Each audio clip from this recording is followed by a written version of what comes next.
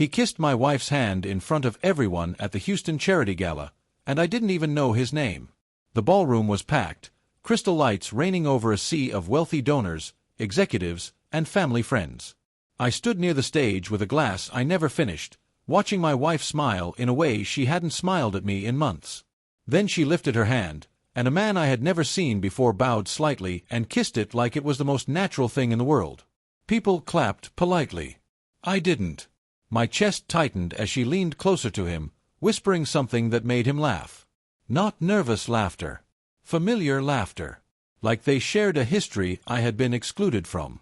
I stepped forward, but my cousin grabbed my arm and told me, "Don't make a scene here." I froze, watching her turn away from me and wave goodbye to him like I was the stranger. And that was the moment everything inside me cracked, because I realized I had no idea who she was waving goodbye to, or what I had just walked into. If you love a good twist, hit that subscribe button.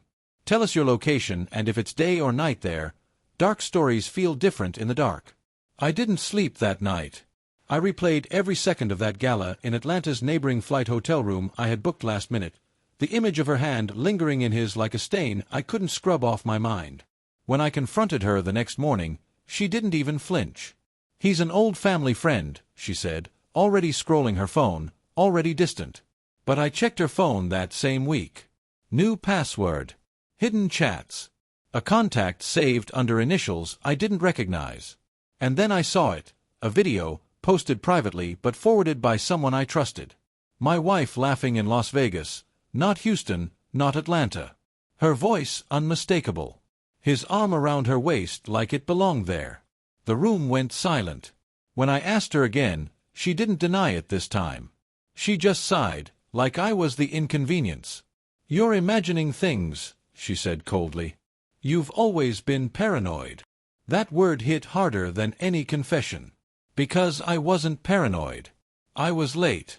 And that was the first night I stopped being the husband she could manipulate. She thought I'd break. Instead, I started collecting everything. The man's name finally surfaced through a careless mistake, an ex from her college days turned business consultant.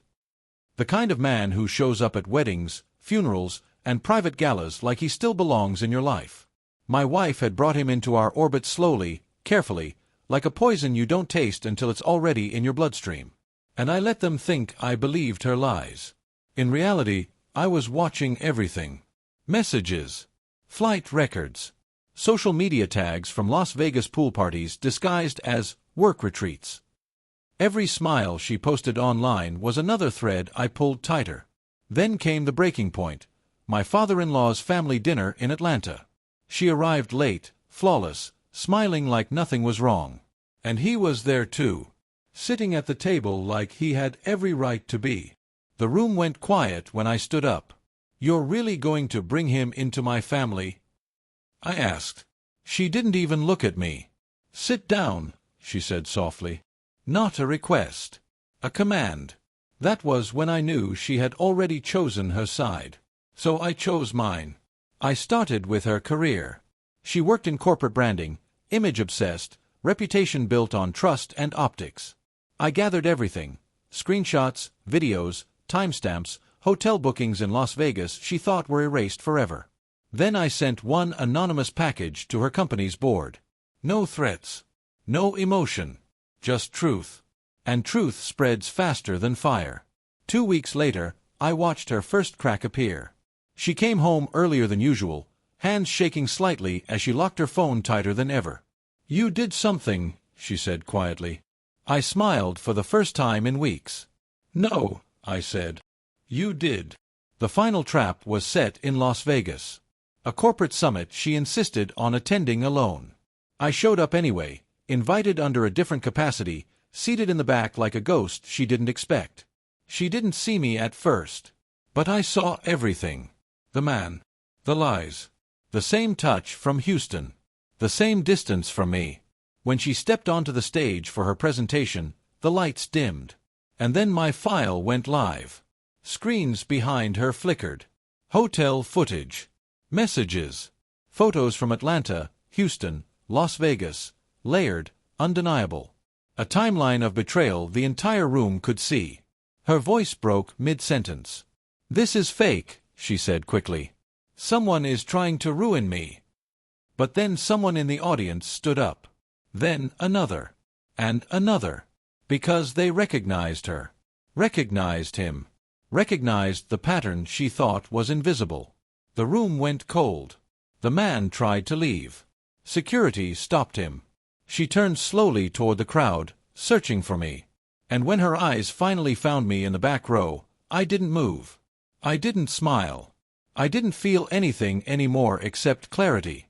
"You ruined everything," she whispered through the microphone. I leaned forward just enough for her to see my face. "No," I said calmly. "You did that the day you waved goodbye to me and chose him instead." The silence that followed wasn't confusion. It was judgment. Her career collapsed before she even left the stage. Sponsors pulled out within hours. Her name trended for all the wrong reasons. And the man she risked everything for disappeared the same night he realized she had nothing left to offer him. Weeks later, I stood outside our empty house in Atlanta. She was gone. So was the life we built. I didn't feel anger anymore. Only distance. Only closure. Because some betrayals don't end with apologies. They end with exposure. And the truth always knows where to find you. The end.